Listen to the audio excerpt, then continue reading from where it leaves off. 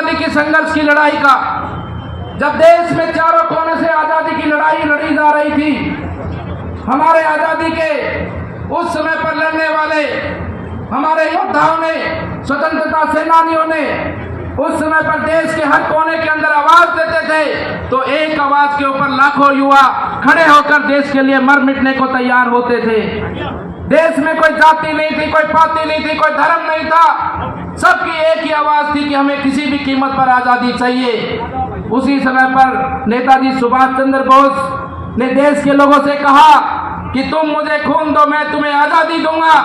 देश के युवा उठकर खड़े हुए और अपने सीने को तानकर दुश्मन से लड़ते हुए वीर गति को प्राप्त हुए। मुझे फक्र होता है, मुझे अभिमान होता है हमारे नेता पर। मैं अपने व्यक्तिगत अपने मन की बात आपसे कहना चाहता हूं कि आज वैसा ही व्यक्ति जो देश के प्रति अपनी भावना सेवा की रखता है, देश के लोगों को आगे बढ़ाना चाहता है, देश को आगे बढ़ाना चाहता है, वो व्यक्ति आदरणीय प्रधानमंत्री नरेंद्र मोदी जी लाल किले की प्राची से देश के 140 करोड़ लोगों से कहते हैं कि तुम मेरा साथ दो, मैं तुम्हें विकसित भारत दूंगा। क्या हमारा फर्ज नहीं बनता है कि ऐसे व्यक्ति के साथ मिलकर हम इस चुनाव के अंदर जो माननीय प्रधानमंत्री जी ने एक संकल्प, एक उद्देश्य देश की जनता को दिया है, हम कार्यकर्ताओं को दिया है, कि क्या हमारा ये उद्देश्य नहीं बनता है? इसलिए बंधुओं मैं कहना चाहता हूं कि जाति पाति की बात को छोड़कर, अपना पराया छोड़कर, धर्म की बात छोड़कर, ये समय है देश के लिए कुछ करने का, देश के लिए कुछ हमारा काम करने का। ये छोटे छोटे बच्चे, ये युवा साथी,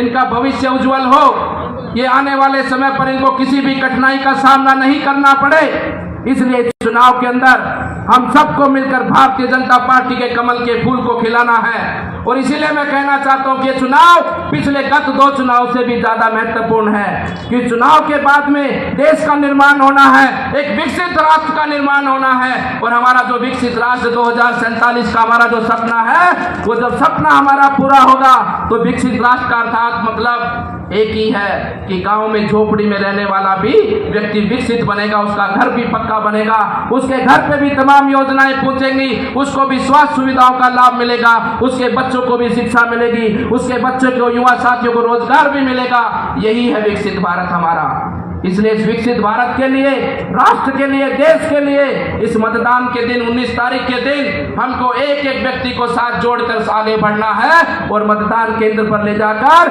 राष्ट्र के लिए, देश के लिए, अपने देश के मान सम्मान के लिए, देश को आगे बढ़ाने के लिए हम सबको मिलकर मतदान के माध्यम से भारतीय जनता पार्टी का कमल पूरे जोश और जुनून के साथ में खिलाते हुए, हमारे यहाँ से आदरणीय भूपेंद्र यादव जी, उनके बारे में तो आप सब जानते हैं कितना बड़ा हमारा व्यक्तित्व है,